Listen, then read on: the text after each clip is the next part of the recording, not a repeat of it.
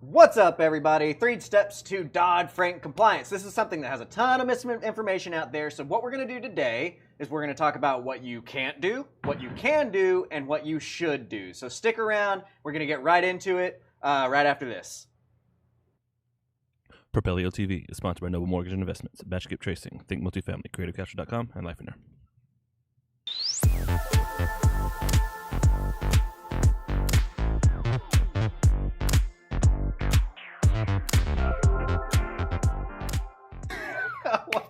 Welcome back to Propelio TV. Grant, teach me simple. What's up, Rod? Grant, teach us up there. How you doing? I'm good. How are you, sir? I'm well. Awesome. Good to see you guys here. All right, so we are going to talk about today something that is not necessarily like, oh, this is the sexiest topic ever, like rah, rah, rah, but it is something that you've got to know to be able to do. But you know what? That's why the community comes to Grant Teach Us Something, not for the sexy, but for the info. Exactly. We are all about But making it can't. sure. We can be sexy too. I mean, just look at us. What's up, baby girl? Anyway. We want to make sure. Yeah, his live viewers just dropped. We just want to make sure that we're getting as much real, actionable content in front of you as possible. That's what Grant Teach Me Something is about. So, if you know people that are tired of the rah-rah, they're tired of the just like no content, whatever, let them know. Grant Teach Me Something every Wednesday at 11. That's what we got going on is real stuff. So, Dodd-Frank. What is Dodd-Frank? Dodd-Frank is that thing that guy in Congress passed that everybody was up in arms about seller finance and stuff happened. Yep, that's about as accurate as it we're gets. All right, guys, have a good day. We'll see you next week. So Dodd-Frank, Chris Dodd, Barney Frank, they were the sponsors of a bill that was the government's knee-jerk reaction to the mortgage crisis that happened in 2008, right? And they said people are not responsible enough to make decisions for themselves, and it is all the bank's fault that the crash happened. Okay. So let's regulate it, right? And people got really scared in our industry. People were like, oh my gosh, Dodd-Frank, I can't do anything anymore. And that's wrong, right? So the thing is I don't mind Dodd-Frank. I don't mind Dodd-Frank one bit. Dodd-Frank actually did a pretty good job of carving out our ability to keep doing our business the way that we need to do our business. So I'm going to ask you this. Does anybody in this room or anybody watching live have more than $2 billion in assets with a B? And did you do over 2,000 first lien notes last calendar year? It's a lot of silence. It's a lot of silence. So if you too are silent as I am silent, you are what is called a small creditor by Dodd-Frank. Small creditors have a different compliance need than the big guys, the Wells Fargos, the Bank of America. And just for, just because, is it a small creditor the actual technical term? Mm-hmm. And then what would the big banks be? Are they just big banks or are they like large creditors? I don't know. I think because they just have carved out, like they just call it small creditor, so it's just like not small creditor, right? Like, I know it's irrelevant information, but I was just curious. Well, no, yeah, I mean, it totally makes sense, right? So to ask the question. So as a small creditor, we get to do things that big banks can't do, right? Now, the moral of this whole episode, the moral of this whole story is going to be, if you can stare at a judge in the eyes and say, yes, Your Honor, I honestly felt like this person was going to be able to repay me when I gave them their loan, and here's the documentation that I used to come to that conclusion, you're probably going to be fine.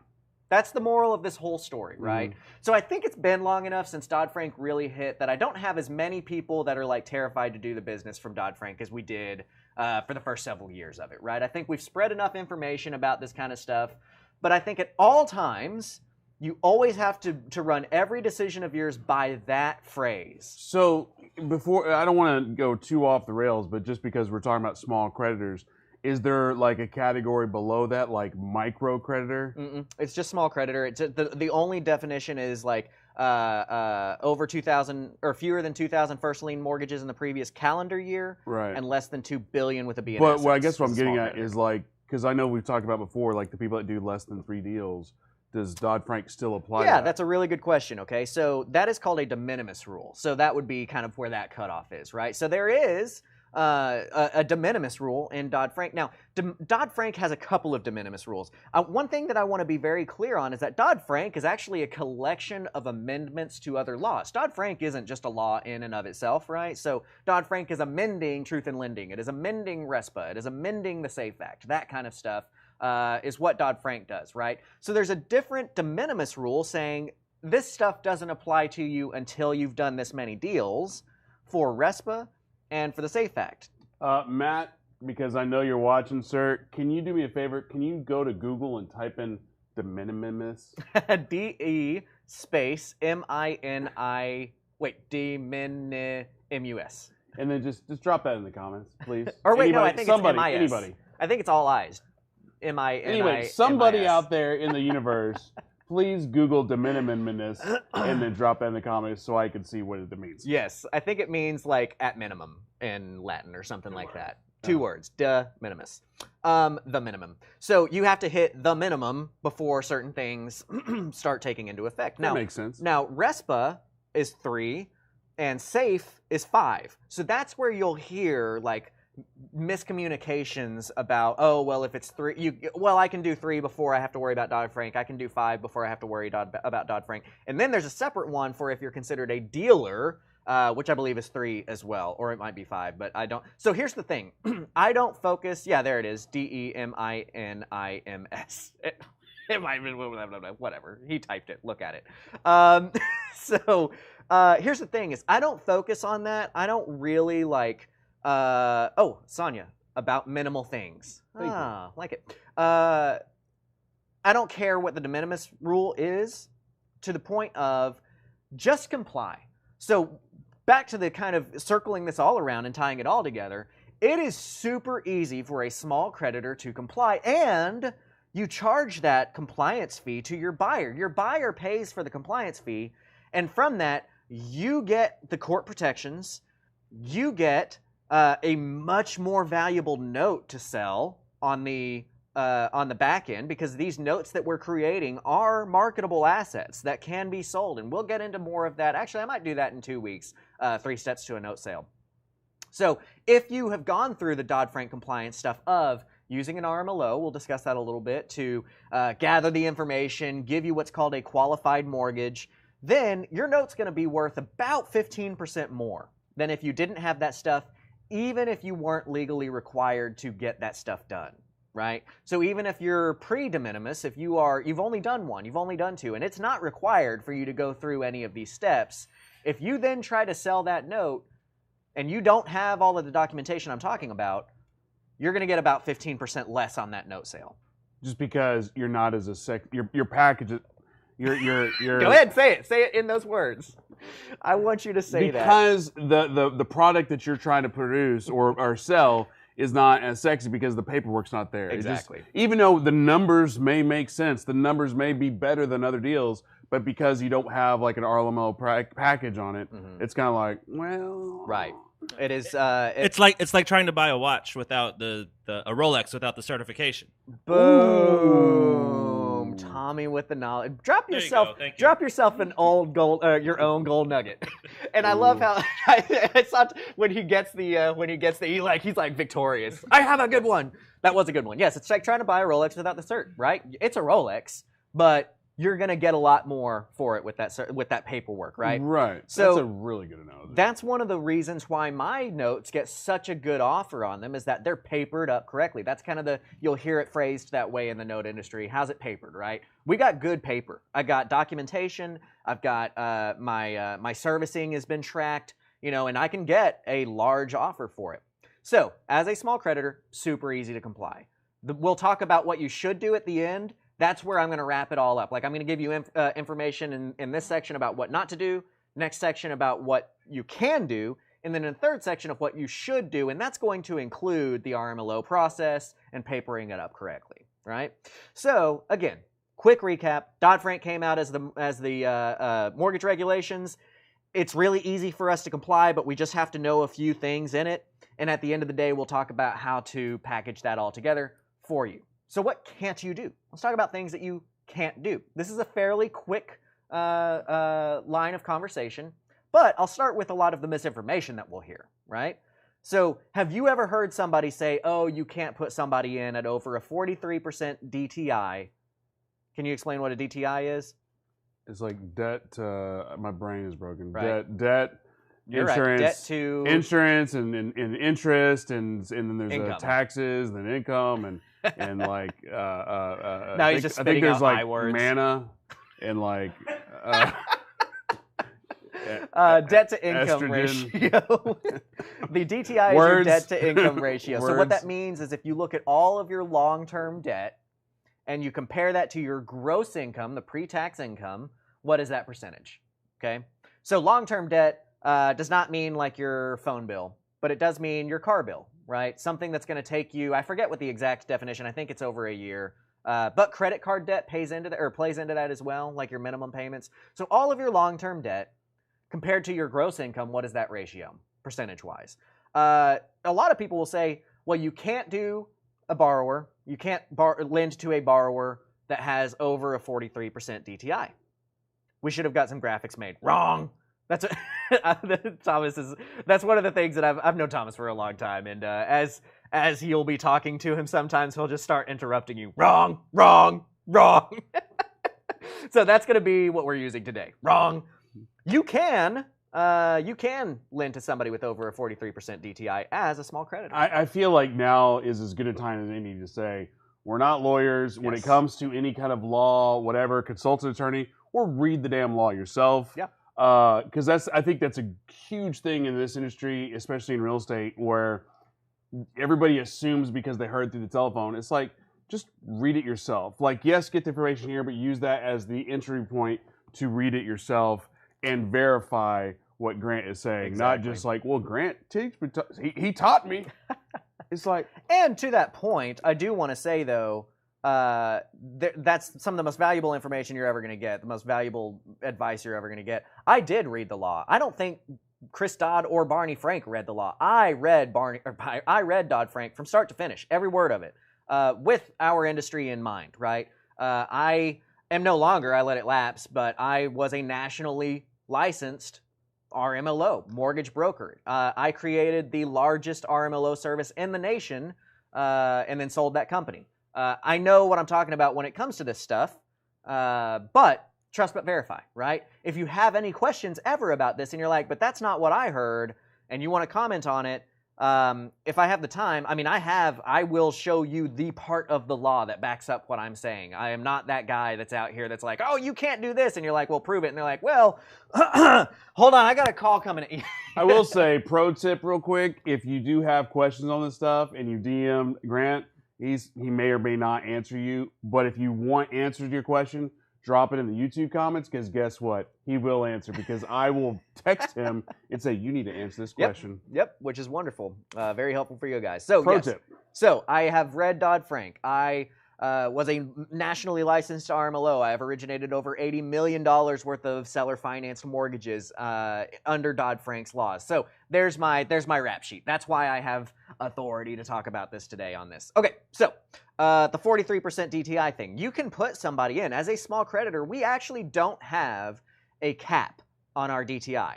So the thing that I like about Dodd-Frank is, as a small creditor, I'll go back to the phrase of, if you can say, yes, Your Honor, I honestly felt like this person would be able to repay me, and here is the documentation I came to that conclusion with, which is going to be what the RMLO gives you, you should be fine, right?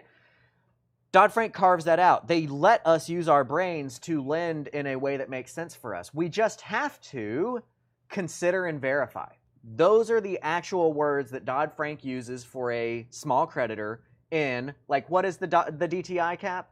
It's consider and verify, okay? So what that means is you look at it, you verify it using somebody like an RMLO, and you say, okay, that's cool. You've considered and verified, you are compliant with Dodd-Frank. Now, let's talk about logic, okay? If I'm going to lend to somebody who's making $1 million a month, and I want to put them into my house at 97% DTI, do they have enough money to pay their groceries and their gas? At $1 million a month? At $1 million a month.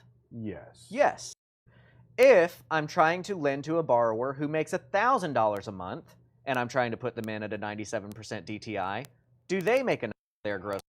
Hell no. Hell no. to use logic. That is one of the nice things. You know, again, I made my little jabs about regulation at the beginning, but then I am coming in at the end and saying, I don't mind it. It's okay. They actually did okay to allow us to do the things that we want to do. So we don't have a DTI cap. Now, the big boys, yes, 43% is their cap. If they want to have what is called a QM, or a qualified mortgage. The QM is what we're all shooting for. That's what we want. That is why, when we get back from our RMLO, we want to have that big old red stamped QM at the top of it so that we can hand that to the judge, and the judge looks at it and says, this is a qualified mortgage. Okay, Stan says he lost audio. Are we coming through? Are we just on an audio sync issue, or can you guys legitimately not hear us? I still have you. You still have me? Okay, cool. So Stan, I'm just going to say might be something on your end. But Maybe let us know if... Yeah, maybe. Okay. So QM is what we're looking for. It's called a qualified mortgage. That's where all these caps come from.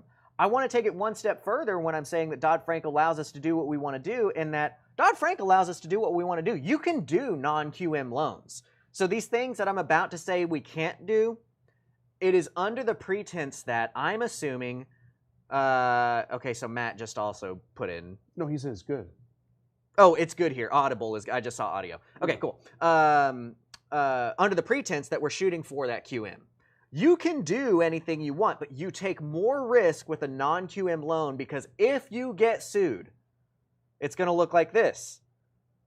Let's say, Ryan, you gave me a loan, and I stopped being able to pay, and I decide to sue you because it's America, and it's not my fault, clearly, that I can't pay my loan. So I sue you, and I say, Ryan put me into this house, gave me the opportunity to own a house, but I am too irresponsible to have figured out if I can afford this house, and it's America, so it's not my fault, it's his fault. And I'm the predator. And he's a predator, and I sue him.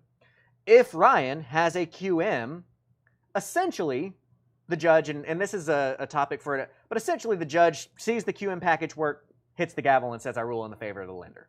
Okay, that's the short story. There's more to it, but I'm not getting it. Again, we're fitting this all in for a 3 steps overview.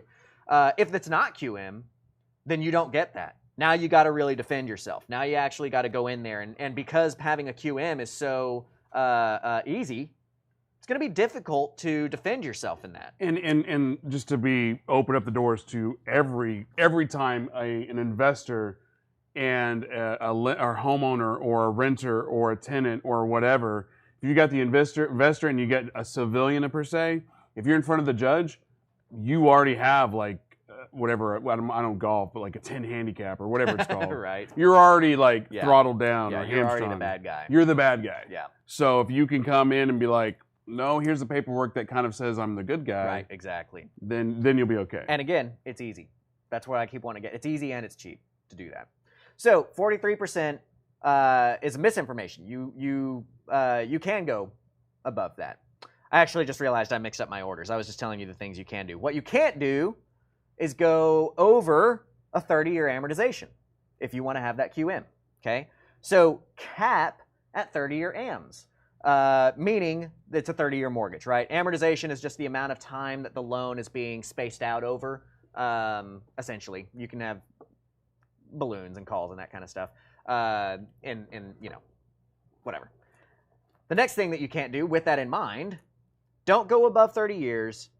Don't put a balloon in your note. Okay. Now, after the break, when we get into section 2, I'm going to talk about how you can effectively get the same thing as a balloon and still have a QM, but don't put a balloon in there. So no AM is over 30 years, no balloons, no interest only, and no negative amortizations. That's the quick hit for things that you can't do and still have a qualified mortgage. Okay? Because we want that QM. That QM is our glorious savior whenever it comes to court protections. That's what we're looking for. Okay? So the quick hits there, 30 years max, no balloon, no interest only, and no negative AM, should get you pretty close to understanding what you need to do. Now that we've set up the foundation, now that we've quickly gone over the can'ts, we're going to take a break. When we come back, we're going to talk about the cans. One of the more interesting parts of that is going to be the part about that balloon, right? we'll talk a little bit on that. So stick around. When we get back, we're going to get into what can you do, and then we're going to finish up with what should you do in our last section. We'll see you there. Propelio.com. What does Propelio offer? Lead generating websites, access to true MLS comps, off-market lead lists, and deal alerts. Get them all today at Propelio.com. You want to buy more houses. Here's Dar and his wife after only 2 weeks of being my mentor student. And here's Brady after paying attention to all our online videos and attending all the live Q&As. You want to buy more houses? 3 steps. Sign up at CreativeCashFlow.com/memberships, watch all the videos, attend the live Q&As, and then send me a photo with you and your sweet, sweet new contracts. CreativeCashFlow.com, helping you buy more houses for one low price of only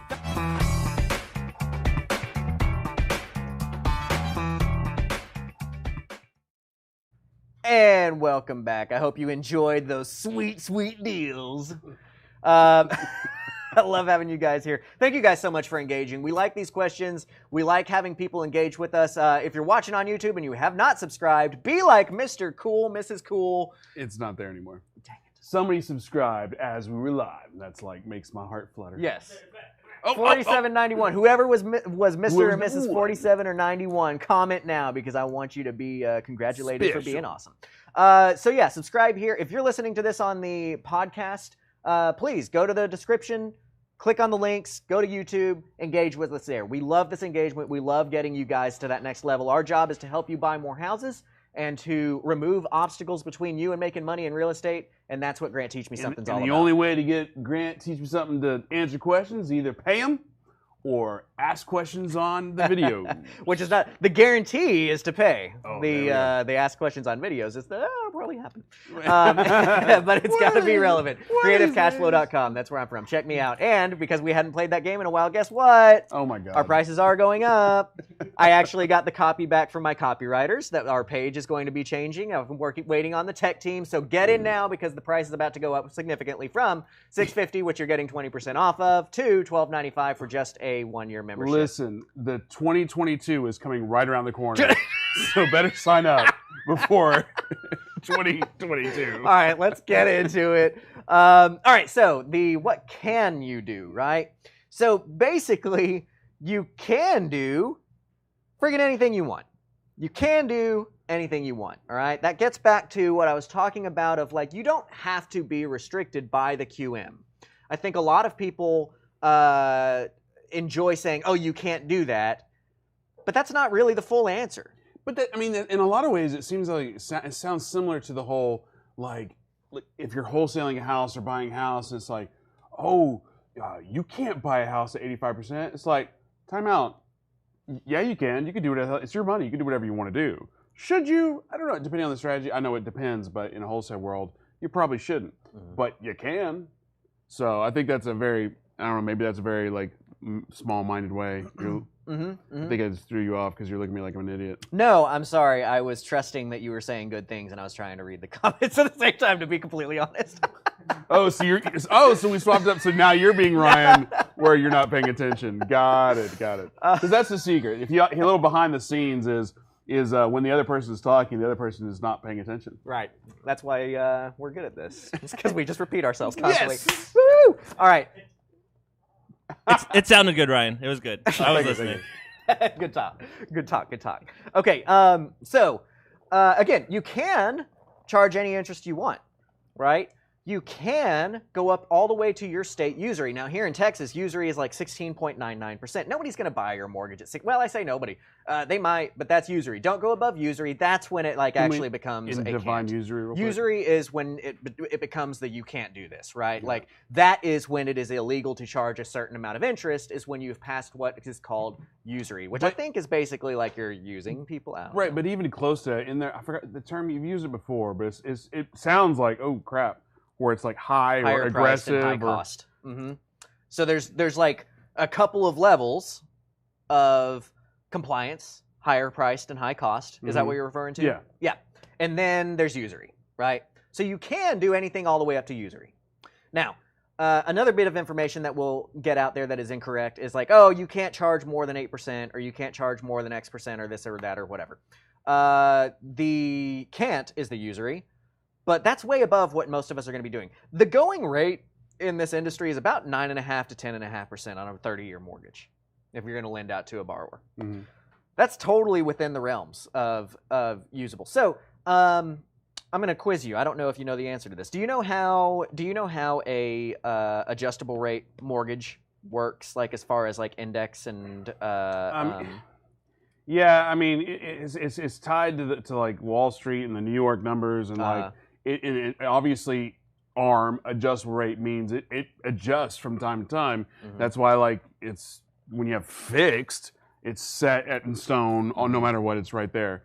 But as far as what adjusted, I'm assuming it's whatever the interest rates of like the Treasury or whatnot are making it go up and down. Right. Yeah, that's totally right. So it's like usually it's like Wall Street Prime, and I think didn't they? And I don't follow enough on traditional mortgages, so I may be saying something really stupid right here. So forgive me.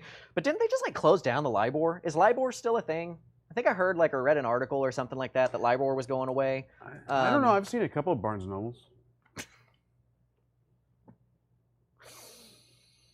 Crickets. I hate you. Crickets. All right, so Get the it? way that it LIBOR? adjusts, Library? yeah. Which by the way, just as a completely off-topic side note, like why do I buy books? How does Barnes and Noble exist when there is literally a thing that gives them away for free to us? Move on. All right, My so bad. anyway, that was my bad. I apologize to everybody on Facebook, YouTube, podcast, Smoke Signals. I apologize.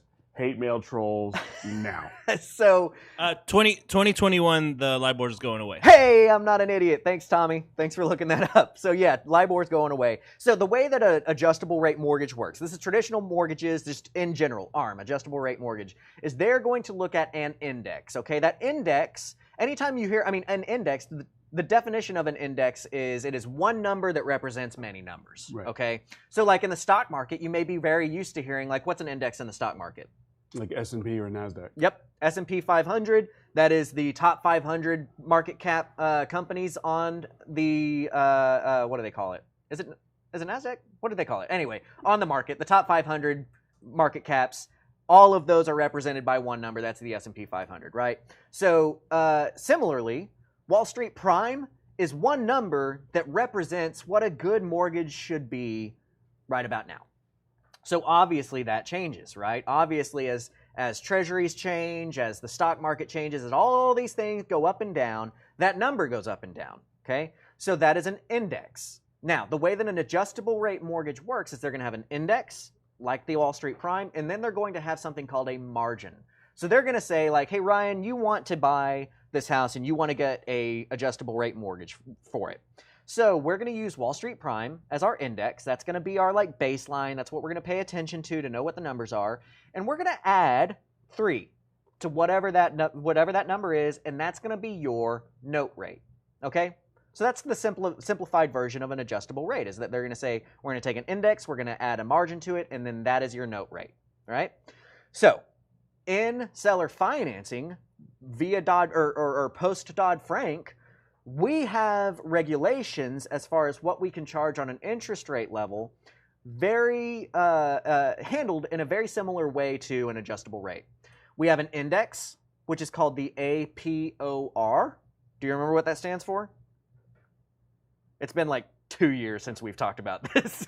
No, I've already capped out on my jokes for the day, so I've got nothing. Average prime offer rate. So the government itself looks at what was the best interest rate that somebody in Texas got. What was the best? I say best. I mean, what is if you've got an A+ credit score, what would you get in Texas? What would you get in Delaware? What would you get in Louisiana? And they average all of those numbers up from all of the states, and they release that number every Tuesday. That's called the APOR, the average prime offer rate. So that is what they use to regulate what we can charge as far as like, because we're going to hit certain compliance milestones. If we charge a certain amount of interest rate to our end buyer, we're going to have to do certain things compliance-wise. Now, if you're charging right at what the banks are charging, which right now, this week, the APOR is somewhere around 4.5. It's like 4.5 or 6 or something like that. But for ease of my math in my head today, because I suck at math without a calculator, I'm going to say 4.5. This week, it's right about 4.5. So if we're charging right about 4.5 or 5% to our borrower, that's basically what the banks are charging. And if our borrower were to sue and say, hey, this is America, it's not my fault that I can't pay my mortgage, this person's a predator, and we have a QM, and we are right about what the APOR is, we're going to take our paperwork to the judge, and what are we going to tell our judge? If we have all the paperwork? Right. We're going to stare him in the eye and say, hey, I'm compliant, I'm doing everything I'm told to do. Your Honor, I honestly felt like I would be, or like this borrower was going to be able to pay me back, and here's the documentation I used to come to that conclusion. The judge is going to see the QM on there. She's going to see that the interest rate is right about what the banks were charging, and she's going to say, okay, cool, swing the gavel, boom, I rule in the favor of the lender, done. That's called safe harbor. That's why QM is so important, is because if you are in the safe harbor, they're like, look, we're not even going to mess around with entertaining all of the nitty picks, whatever. The QM rule, the phrasing of what the Consumer Finance Bureau, the CFPB, they're the people who are in charge of enforcing Dodd-Frank. Their definition of QM is that under the law, a QM states that they will presume, and I want you to remember this word, they will presume that anybody that complies with QM standards has complied with the ATR requirements. ATR stands for ability to repay. Okay, so in the law, there's a thing called ability to repay, which is very obvious. Like, what do you think ability to repay is? Well, did this person have the ability to repay? If you have a QM, they will presume that you have complied with all of the ATR requirements. They'll swing the gavel, you're done. So basically what you're saying is if you just do this one thing by getting an arm in the low, and they fact check, they do this and blah, blah, blah, if you're ever in a situation where you're in front of a judge, the judge is like, well, even if there's like 1,000 more steps, I know there's not, but 1,000 more things behind it, that first thing is like, well, they're good. Yeah. Even though maybe the next 1,000 things have never even been touched or whatever. Right. They're just assuming. Maybe that should have been my clickbait title. Do this one thing and win all court battles. Get your QM. It's super easy. Okay? One simple way to win your court battles. So if you have that QM, you're exactly right. They just end it right there. Now, we, as seller financers, should not be charging what the banks are charging. That's one of the big benefits to our business, is that we have the ability to charge a lot more, right? Like I said earlier, the going rate is about 9.5% to 10.5% that we're charging on a 30-year mortgage, okay? So what I want you guys to do is I want you to be in that next milestone of compliance, where we're charging more than the banks charge, and we're going to cross over a certain threshold, which then puts us into higher priced mortgage, okay? And I want you to pay attention to the word priced, not the word higher, because if you pay attention to higher, you're going to get confused here in just a second. So I want you to be a higher priced mortgage, which means that you're charging 3.5 more than the APOR, okay? So APOR is 4.5.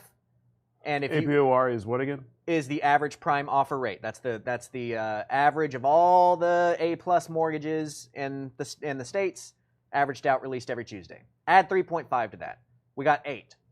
So if you're APR, and I know I'm saying a lot of things that sound the same, APR, APR, you know this from all the car commercials. You know this from ever hearing a mortgage commercial. APR is a way of looking at your interest rate while still including all the fees and crap that you had to pay to get that loan. APR is kind of because like one thing that unscrupulous lenders would do in the car business and in the mortgage industry was they would say, yeah, I'll give you a 1% mortgage, but you got to pay me a $10,000 origination fee to get that. So like they're still yielding way more than 1% off of you. They're just charging you a fee that they get to hide, right? So the government came in and said, nah, we're not going to play that game. We need to include everything that this person has to pay in order to get that mortgage in their number that represents their interest rate. That's the APR. So you'll notice in every car commercial you ever see when they're talking about loan terms, they're going to say APR. They're not going to say note rate. Similarly, if you hear a mortgage commercial, it's going to talk APR. It's not going to talk note rate because that includes all of the fees and everything that people would have to pay. I'm going to cut it short here and tell you, in this industry, our APR is typically very close to the note rate. In other words, if I've sold him a mortgage or sold him a house and giving him a mortgage at 9.5%, his APR might be 9.7, right? It's very close if you're running things the way you should be running things. So, all that to say, when Dodd-Frank is looking at our compliance, they're looking at the APR. They want to say that our APR is within a certain range. So, if you do the APOR, the average prime offer rate, you add 3.5 to it, now we're at 8. So if your APR is above 8, you are now a higher priced mortgage. Does everybody follow me on that? Did I do a good enough job of slowing that down, you think? We're going to hope so. It's complicated, and I know, but this is a numbers game. If you're a real estate investor, you're not a real estate investor. You're a marketer, and you're a numbers puzzle person. It's all about numbers, yeah. It's all about the numbers, and it's all about the marketing, right? So you got to get used to. That's the beauty of this format is you get to hit rewind.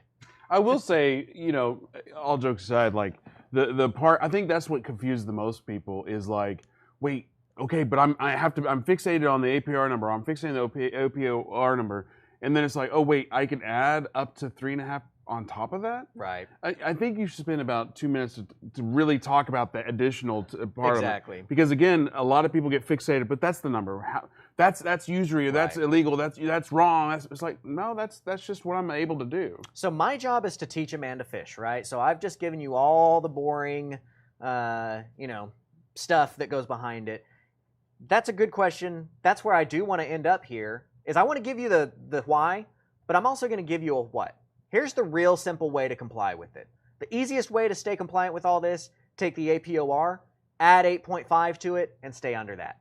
That's what I want you to do, right? So right now we're talking about the can. This is, I'm going a little bit into the should, okay? The can is you can charge anything you want. You just have to understand that once you pass APOR plus 3.5, you're now higher priced. And that means that you're in a different realm. You don't necessarily, remember when we were talking about the gavel getting thrown, and when I defined QM and I said they're presuming that you've done all the ability to repay stuff. So once you get outside those borders, it's like the gavel comes, it's about to swing. They're like, wait, well maybe I should look at this more. Exactly. If you are a higher priced mortgage or above, now the borrower has something called rebuttable presumption. So if you are in that area where you should be, same thing's going to happen. You get sued. Borrower says, this is America. It's not my fault. That person put me in a mortgage I couldn't do. You're going to go to the judge. You're going to say, yes, Your Honor. I honestly felt like they were going to be able to repay me when I put them in this loan, and here's the documentation I came to conclude that. They're going to say, oh, this is a QM. I'm going to rule in their favor. And as they're swinging the gavel, the borrower is going to be the one that says, wait. You just presumed that they did everything that they needed to do to prove that I could pay this, but I'm going to rebut that presumption. It's called rebuttable presumption, okay? Now, when they sign their application, they sign a document that says that to a fine of $10,000 and a federal offense, they are telling the truth on this application, the whole truth and nothing but the truth. In other words, if they've lied on your application or did not come up with or did not tell you the whole truth, it's punishable by a fine of $10,000 and it's a federal offense. So at that point in time, what is the borrower going to come up with to rebut that presumption without also saying, oh yeah, and I forgot to tell them that I also had all these other debts, right? So our can is you can charge anything you want up to usury. Our can is that instead of the second part of the can, to go off of the can'ts, is that why do we do balloons? And I'm actually kind of abruptly switching topics here, right? So I think we've covered enough on the interest rates. I'm going to abruptly switch over to another topic, which is the balloon, right? There's no balloons, but why do people put a balloon in their loan? And I'm trying to figure out who you're asking about, like an investor, yeah, just like in a hard general, lender, but like if are we talking about seller finance? More particularly in the seller finance. I would say to get out of the deal and move on, right? Just because like maybe they don't want all their money tied up in a 20, 30 year situation. Yeah. So another way to phrase that exact thing is they want to light a fire under their borrower's butt to refinance or sell the property or whatever because they want to get paid off, right? Yeah. So you can't have a QM balloon. There's caveats to that. You can if you're doing rural and underserved as defined by HUD, if over 50% of your deals are done there, blah, blah, blah, blah, blah. There is a exception to this. But most everybody watching, they're not going to fall under that exception. I'm talking generalities here. I have 1 hour to talk about a document that is a million pages long, right? So we're going through our high-end 3 steps. So I'm going to say you can't do a QM and have a balloon, even though there's some exceptions. But what you can do is an adjustable rate mortgage to your borrower. You can even make that what's called a step rate mortgage, where you say, look, I'm going to give you this loan, but I really want you to refinance out of it. I really want you to pay me off fairly quickly. So in 3 years, every year your interest rate is going to go up by 1%. Okay? And you've got to put a cap to that, and you've got to put some other rules to that. But that way, you're still lighting a fire under your borrower's rear, and you're still staying compliant, and you still have a QM. So that's your can. That's the way that you can, like say, for instance, you've got a loan from your bank with a 30-year AM and a 5-year call. And so you want to make pretty sure that they're going to refinance by that 5th year. Maybe you do that. Maybe on year 3, your borrower starts, their interest rate goes up by 1% every 6 months, right? Because you want them to refinance before you hit that 5th year on your underlying money. So that could be a way to do that. So there's some big cans. What can you charge interest rate? What can you do to get around the balloon side of things? And then just flip the other can'ts, right? If you can't do any more than a 30, you can do up to a 30-year. You can do anything underneath that, right? So those are our cans. When we get back from break, we're going to approach our shoulds. What should you do? How should you handle this in a way that's going to be simple for you? Because I teach a man to fish. That we're all about big, real content, right? But the easy, simple answer is like just use your RMLO. And they'll handle all this stuff for you. I just want you to understand what's going on in the background. So when we get back from the break, we're going to talk about in a very practical manner, how do you put all of this stuff into play that we've talked about in the first 2 segments in a way that makes sense for you and your portfolio so that you're protected and you're making the most money possible. Propelio.com. What does Propelio offer? Lead generating websites, access to true MLS comps, off-market lead lists, and deal alerts. Get them all today at Propelio.com.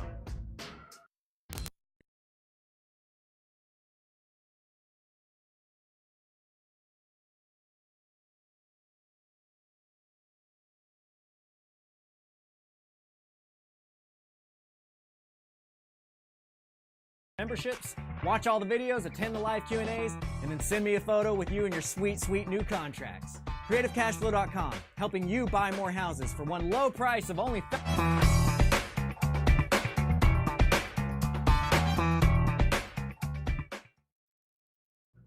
Speaking of sweet, sweet deals, one thing I'm gonna ask Grant if it's cool, but he didn't know. Whatever. Drop in the comments. Why? I'm trying to think. What can I say here? We're such a good.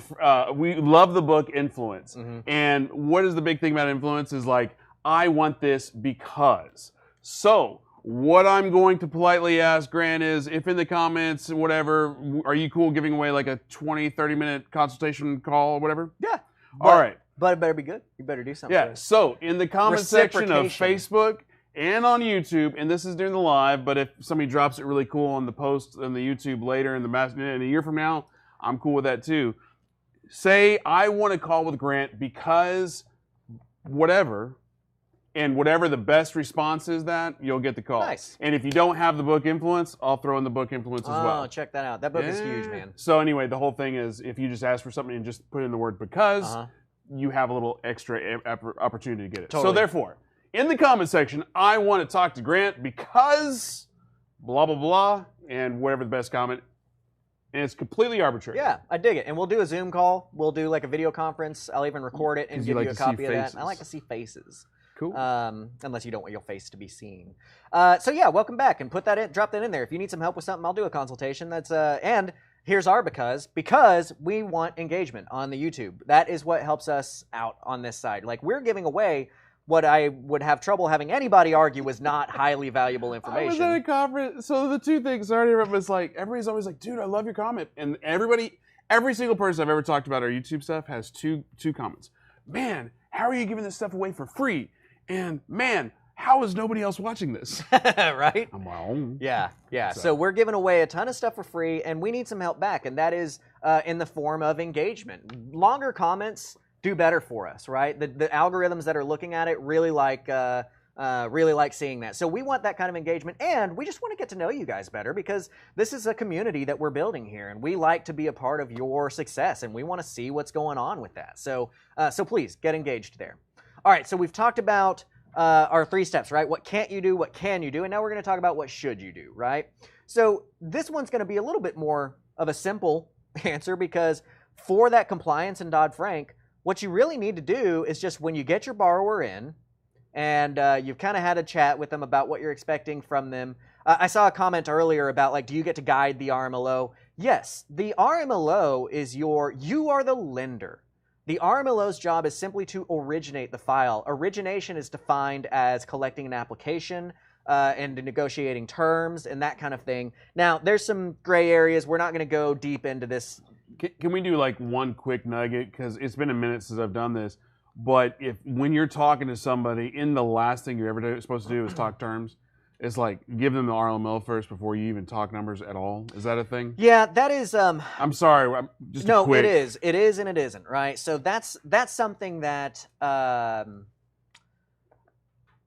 don't want to say I'm uncomfortable going into, but I think it's a bigger topic than just today. Right. I respect that. Because there's a lot that kind of goes into that. It's a gray area, frankly, that with the law that we currently. Because I've got relationships with I say relationships. We know who each other are. We have talked about this with like the commissioner of the Texas SML, with senators in the state side and national side. Like we have these conversations. We are on an understanding of this is a gray area, and they're like, yeah, we know it's a gray area, and we get what you're doing, but like we're gonna need to get this handled out.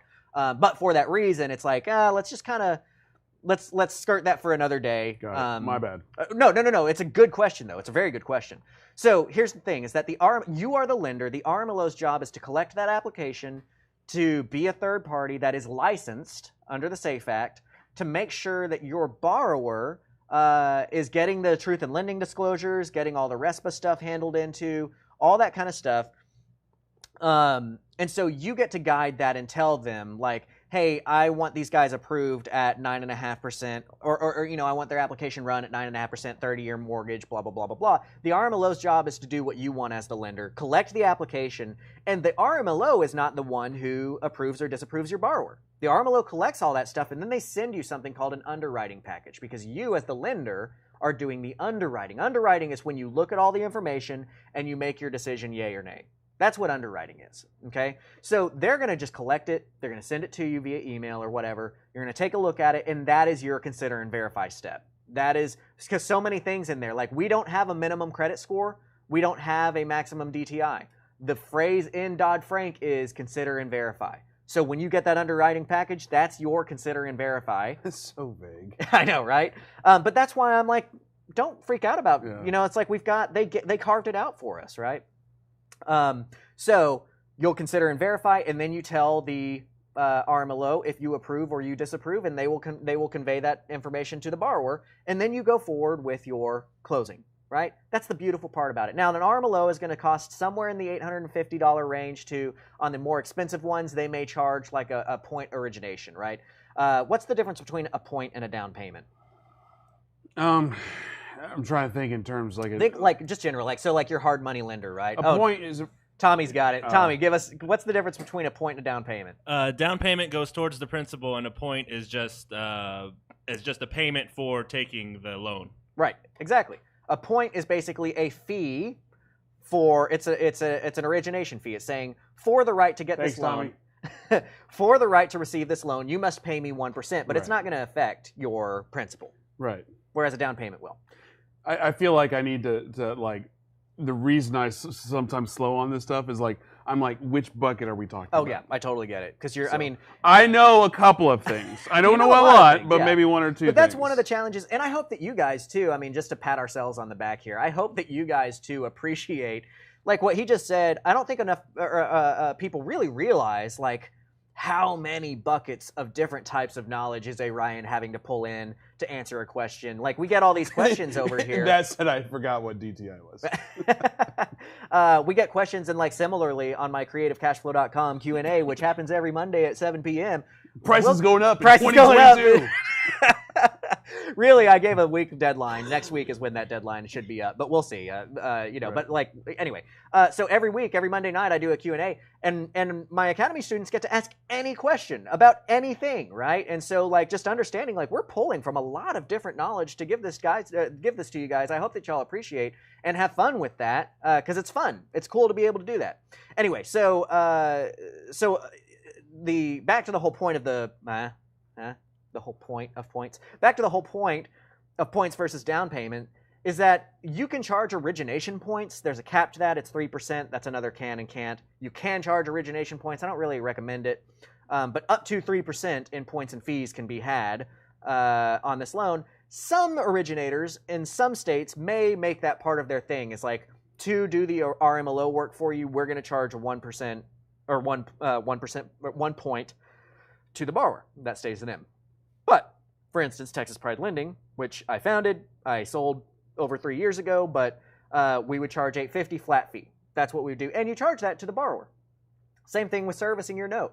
Charge the servicing fee to your borrower. So all these fees that help you stay compliant and help you have a more profitable note sale get charged by the buyer. It's one of the beautiful parts about this industry, right? So what should you do? You should get your buyer in. You should send them to your RMLO. You should have the RMLO process all of that, and then look over that package. When it comes back, the underwriting package, look for the QM stamp and see if it's QM or non-QM. If it's non-QM, figure out why.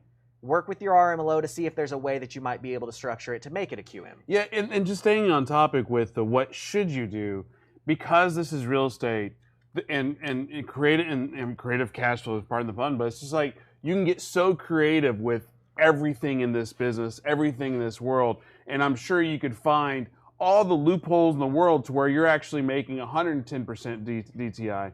That being said, should you? And, Right. and I think the question remains is like, it's literally just don't be mean. Don't try to take advantage. Do right by your customer. Do right by your people. Mm-hmm. And if you stay in that, you could still make a ton of money. I'm not saying don't make money. Right. Make that money. Right. Absolutely. But don't go for the juggler all the time. To that point, do you know the phrase that like is our company motto? Like if I say, what are we going to do? Would you be able to fill that out? For you? Yeah. Yes. What is it? Price is going up in 2022. That has been my motto for like a year now. Oh my I gosh. threw him on that one. So my company, anybody that works with us, anybody that's a JV partner or a contractor. Oh, Tommy, do you know the answer? I see you queued up over here. We do what's right even if it's not in our best interest. Yes, exactly. We're going to do the right thing, especially when it's not in our favor. That is our motto, right? And I suggest that you have something along that same theme within your company, because that will help you in the long run. And as long as there's something and so I'm gonna get Christianese here, like in the directives of like what it takes to be an elder and that kind of stuff biblically. One of the things that really I take to heart in there in a study that we did, and I think it's in Timothy, one of the items is that you're above reproach, right? And I really like what that stands for, right? That like no matter what, if somebody's trying to throw you under the bus, your defense is that doesn't sound like them. You know what I mean? Like, be above reproach. Live your life in such a way. And I had this happen firsthand with somebody who, about a year or two ago, tried to throw me under the bus for something that was really stupid. And they were trying to gain favor from people by like, we're gonna goon squad, whatever, blah blah blah. But the only thing that happened is like 10 people commented like, that doesn't sound like Grant. There's something going on here. What's I have up? no idea what he's talking about. Good. That doesn't exist in our world. Yeah, it doesn't, and that's one of the and that's part of the reason why we had that kind of response is because people know that we're not going to participate in that kind of stuff. So you guys have that same kind of philosophy when you're doing these mortgages. What can you do? Is there any? Let me to that point to bring it back to mortgages. Is there any legal limit to what you can sell a house for? The answer to that question is I am not a lawyer. Consult your attorney. I like it. The answer to that question is I'm not a lawyer, but no. There's not a limit. If a house is worth $100,000 on the sell open, it for $2 billion. Done. what is a 19? I don't even know. When did Babe Ruth play? Do you Right. know? I know what you're saying. It's like they're what's the market value of anything? It's what somebody's willing to pay for it. Just because the ARV of your house is $1 million, if nobody's going to buy your house $1 million, it's not worth $1 million. Yep. it's only worth what somebody's going to pay for it. Absolutely. So if the neighbor's house is $1 million and the other house sells for 1.2 and yours sells for 600,000, guess what? Yours The was worth market rate 600,000. is 600,000. Yep, absolutely, and I love how you say that. So part of the reason of why I pull this out is like you were talking about. There's going to be some creative ways to get around things. Glenn brings up they had an RMLO who wanted to lower the interest rate based on the buyer being underqualified. We would have to know more of that story to know really what's going on. But if it was like if they were trying to say like, oh, you can't charge this certain interest rate. You know, again, like I said before, you've got higher priced, you've got high cost. I don't want you to be in the high cost, even though you can be in high cost. There's more stuff to it. But what I'm getting at here is there is a certain religion, and I can't remember which one it is, that can't pay interest. Well, what I was is Islamic. Is it Islam? Okay. Islam. Were you going to say something? Well, I was going to, to your point about the whole, Dan Diaz was in the studio 2 weeks ago, and he was talking about how he had a seller finance type of deal where he was selling he's basically selling a $150,000 property for $250,000, but they did some creative things to where like she was running away from somebody, and he made it to where like basically hid that she owned it, and then her realtor friend got in. And she's like, "You're trying to sell us for 150?" He's like, "Uh huh." "You're trying to sell for 250?" He's like, "Uh huh." And they're like, "Well, are we going to close?" And she's like, "Well, what about 150?" He's like, "We could do 150, but all those creative things that came with the 250 price, I'm not doing those anymore." So anyway, but my point to that is A, plug that show, but B, point out that to the point of this whole conversation of should you, could you, do you, the sky's the limit for that situation. Yeah, go for it. Yeah. So sorry. No, that's good. And hopefully you got enough time to think about what you're going to say. Well, and that's so like it's along those same lines of like in Islam you're not allowed to charge interest. So to that very same point. When I owned Texas Pride Lending, that's one of the things I ran into, and I had to solve this problem for a couple of people. And well, I solved it once, and I had to use it 2 or 3 times, where somebody was Islam, wanted to buy with owner financing, could not pay interest. So instead of buying the house for $100,000 for 30 years at 9.5%, if they had bought the house for 9.5% 30 years, ultimately the investor would have made something like $300,000 on it, right, with interest and everything pulled in. So they sold it to him at $300,000 with 0 interest, right?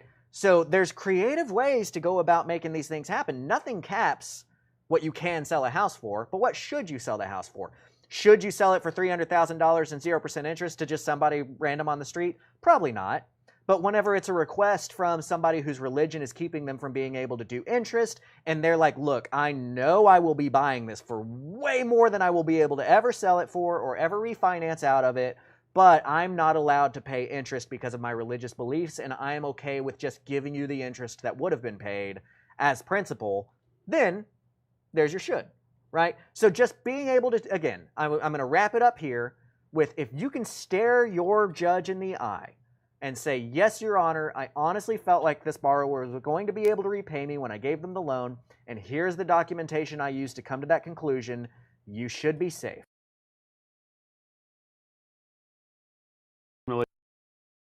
Just right. You can make money, and you can make a hell of a lot of money in this business, but going for the jugular, say that's acceptable, and say, you know, I don't know. I'm just saying, don't be a dick. That's above.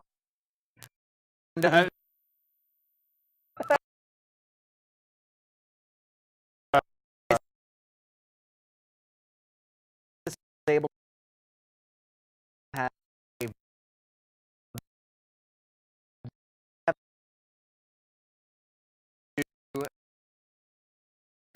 got that creative. There's propelling.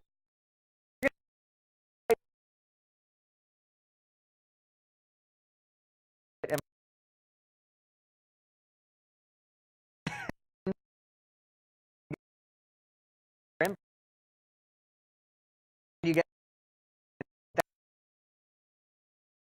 already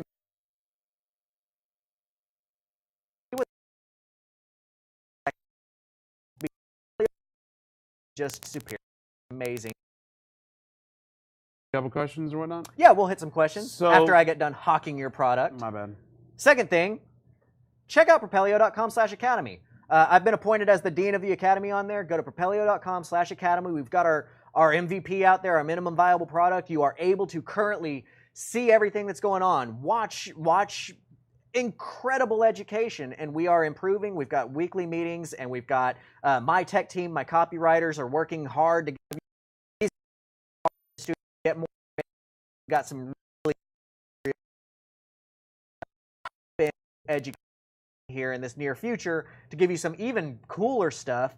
Daniel's got an amazing pre-foreclosure module. I've got an amazing subject to and owner financing creative strategy module.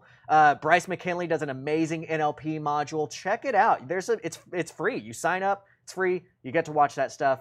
I really encourage you to learn there. Let's hit some questions. Well, what I was just going to say, just a reminder, if you're watching right now, both YouTube comments, live chat, all those things, if you want like a 20, 30-minute Zoom call with Grant and the book Influence, if you don't already have it, just type in, I want to talk to Grant because, and whatever that because is, it could be funny, it could be real, it could be snarky. We're going to arbitrarily pick one, and then you'll get those things.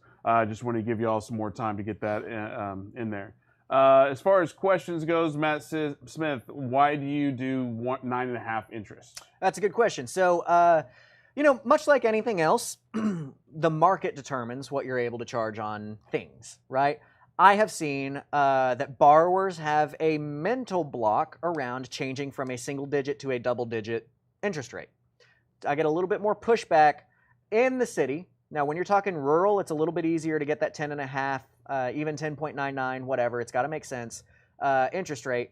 But especially in the city, borrowers push back when you cross over that 10% threshold. So I stick at 9.5. A lot of people do 9.99. There's just kind of a mental thing there. The other side of things is that when we are pricing our payment, because payment is what determines everything in this industry, the PITI payment should add up, including HOA or whatever, should add up to be about what that house would rent for within about a 10% margin. Okay, so if it rents for $2,000, PITI should add up to be about $2,000. Now, if you are in a solid market, the best market for this type of strategy is going to be when you've got houses on that 1% rule. Can you explain what the 1% rule is? Well, it's not really a rule. It's like a rule of thumb type thing. The 1% rule is basically whatever the ARV of the house is. Say that after repair value of a house is $100,000, you could assume, or using the 1% rule, that the rental rates should be around $1,000.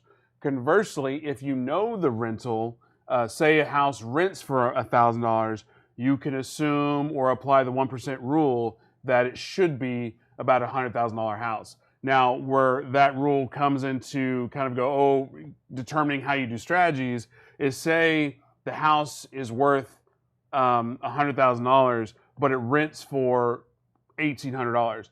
You buy that and you don't wholesale it, you don't flip it, you keep that as a rental because you're getting $800 more than the 1% rule is. Mm-hmm. Conversely to that, if you have a house that rents for $1,000, rents for $1,000, but the ARV is $300,000, you're flipping that. You're not keeping that as a rental because, again, it always depends because maybe there's a crazy building that's about to move next door. But that's just a good indicator of determining strategies. Should I wholesale it? Should I flip it? Should I keep it?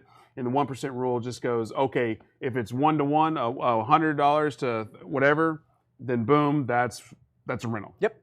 And that's a great way to kind of have a rule of thumb on your rentals. The best market for this is when you're hitting that 1% rule. What we have seen is that if you've got a $100,000 house that rents for $1,000, when you typically back everything out of that, and you look at the PITI payment trying to be $1,000 a month, that typically means that you're going to be charging 9.5% interest on a 30-year mortgage, right? So that's kind of an average of where we go. Now, what we're running into a lot in like the DFW market is that we're at like 0.75. A $200,000 house is renting for $1,500, which means that a lot of times our interest rates are going to be in the 8s or even in the 7s, right? So 9.5 is what we want, but that's just kind of a typical when I'm using examples. Tommy, can you scroll up is there anything on Facebook that we need to scroll up to that needs to be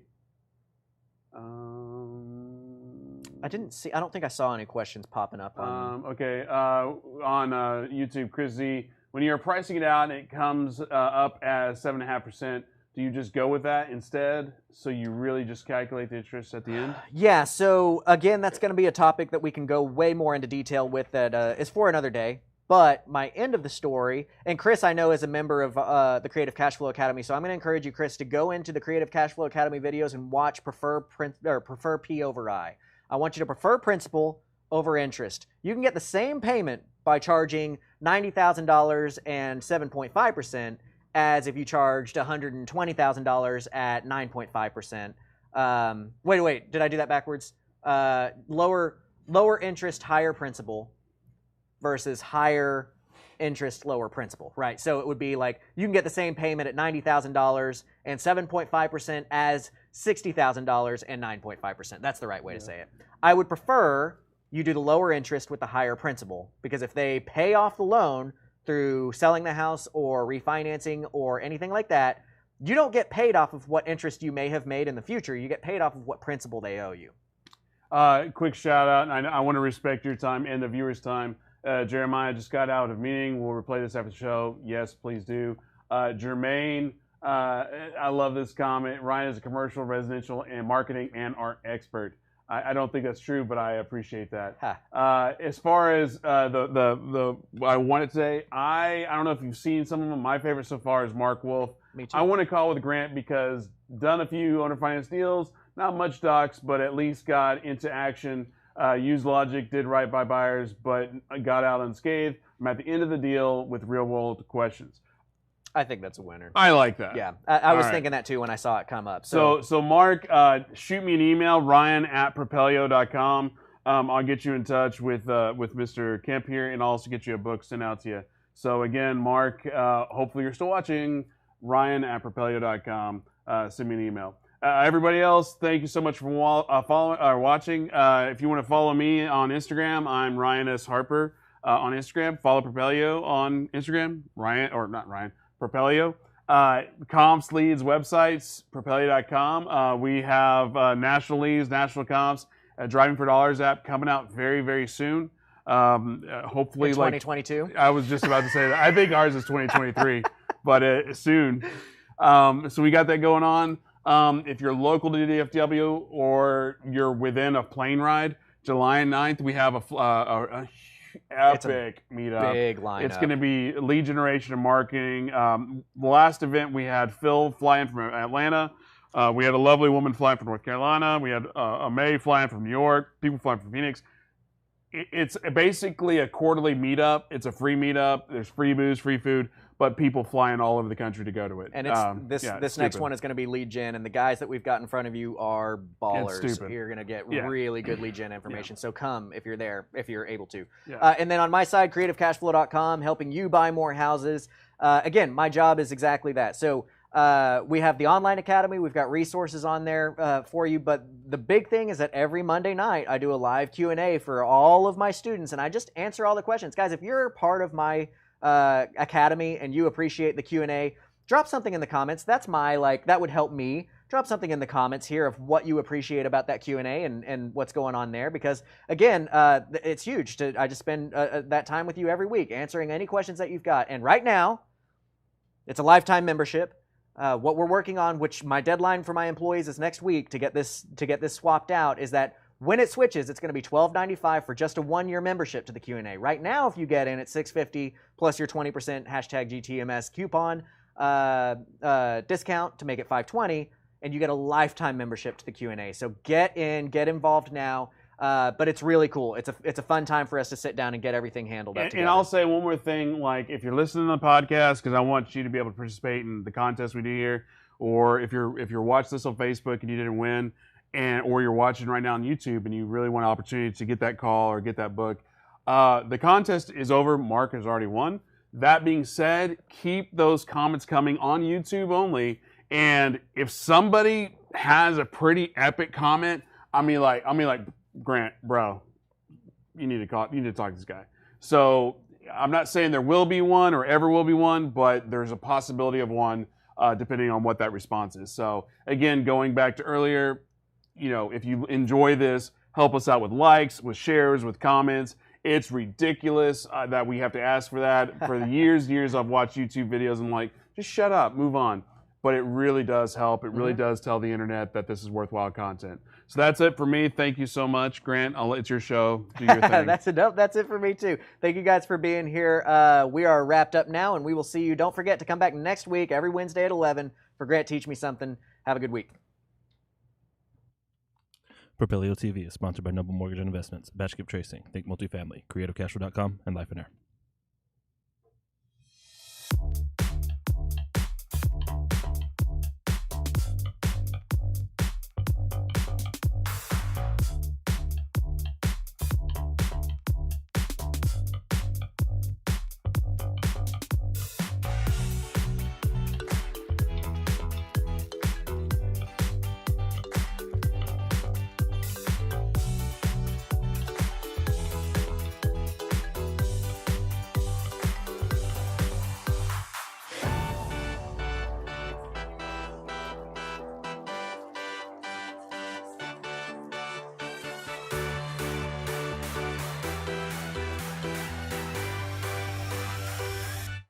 Thank you, everybody, for showing up to the Propelio event. We had a great time. It's huge, as always. We love everybody that came. If this is your first event, jump on Facebook, jump on YouTube. Let us hear it. Let us know what your thoughts are. We love feedback. Anytime we could do something better, we want to do that. If this is your second event, your third event, your 10th event, let us hear that too. We're trying to create a community here where everybody comes